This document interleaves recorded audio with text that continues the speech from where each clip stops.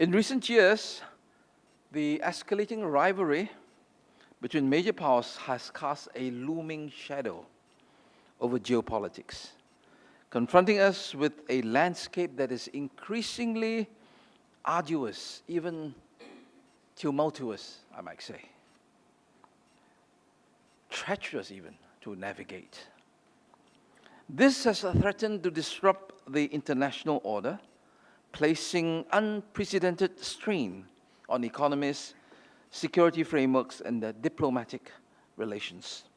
In Southeast Asia, these pressures have tested the region's collective resolve, prompting a reassessment of strategies and fostering greater resilience. These circumstances have also underscored the importance of ASEAN centrality, particularly in maintaining regional cohesion while adapting to shifting global dynamics. Indeed, these stresses seem daunting, but it's reassuring to know that ASEAN is no stranger to such challenges. As the Bard once wrote, "Sweet are the uses of adversity." Indeed, ASEAN itself was born out of crisis, responding to the Cold War's encroachment on Southeast Asia. Over the decades, ASEAN has weathered the Asian financial crisis, the 2004 Indian Ocean tsunami, and the COVID-19 pandemic, proving time and again its capability to rise to the occasion. Yet, some argue that the most formidable challenges facing ASEAN today may not come from external pressures, but rather from within the bloc itself.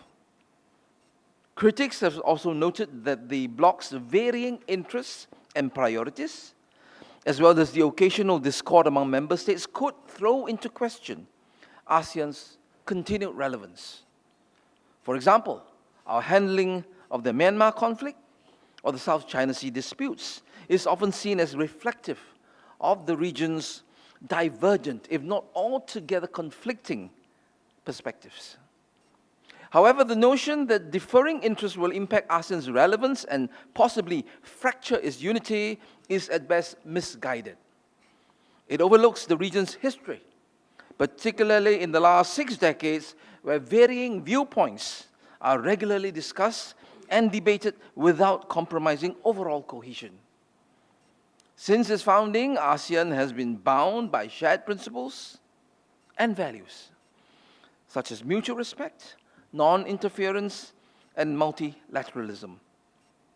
Granted, there are exceptions, inasmuch as multilateralism does not necessarily preclude bilateralism, and that non-interference is not an imperative for willful indifference.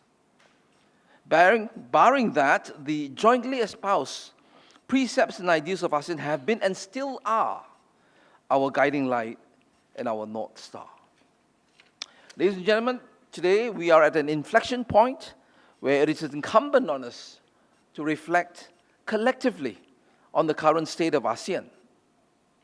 Here is a platform that allows us not only to celebrate ASEAN's achievements, but also to assess critically our shortcomings and explore strategies to address them. Above all, it offers us an opportunity to confront the pressing challenges that threaten to undermine ASEAN's centrality. As major power rivalry heightens, norms and mechanisms that once formed the bedrock of regional stability are now under immense pressure, faltering and in some cases even fading in relevance. In this regard, we must redouble our efforts towards strengthening ASEAN, ensuring that it remains the primary platform in managing regional affairs. This will require renewed vigor and commitment to revitalizing platforms like the ASEAN Regional Forum and East Asia Summit. These platforms are not just avenues for dialogue, they are critical tools for encouraging cooperation and moderating rivalry.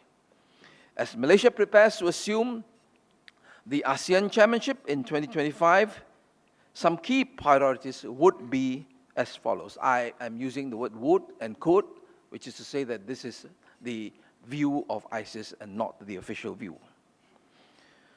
For example, on account of the dynamics within the ASEAN bloc, the asymmetry in levels of development and the concomitant inequities of wealth among the ASEAN member states, as well as differing national interests, it behoves Malaysia, as chair, to adopt a balanced, nuanced, and an inclusive approach.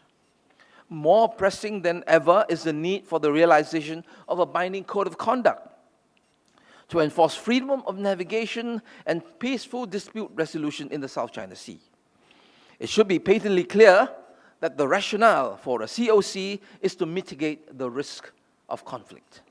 Hence, the need for detailed guidelines and mechanisms for managing maritime disputes.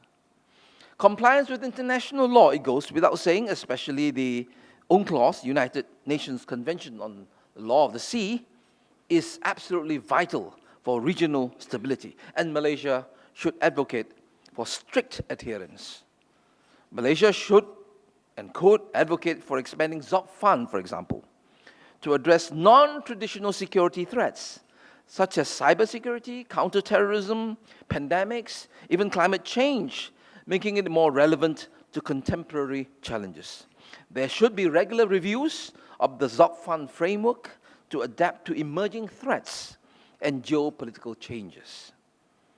Malaysia should champion the inclusion of Brazil and South Africa in the East Asia Summit to enhance strategic discussions and economic collaborations, broadening the summit's scope and influence.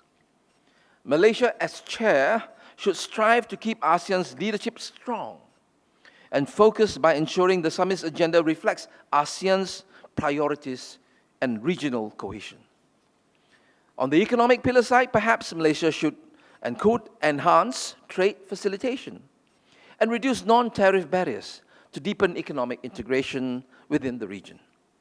As the chair, Malaysia could also work towards including new dialogue partners like Kazakhstan, Uzbekistan, to broaden ASEAN's economic and geopolitical reach.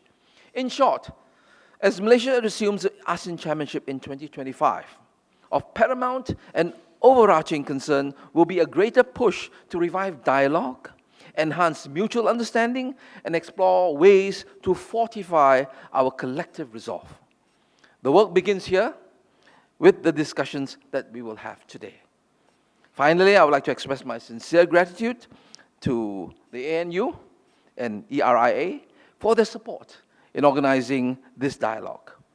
And I look forward to the outcomes of our discussion. Thank you.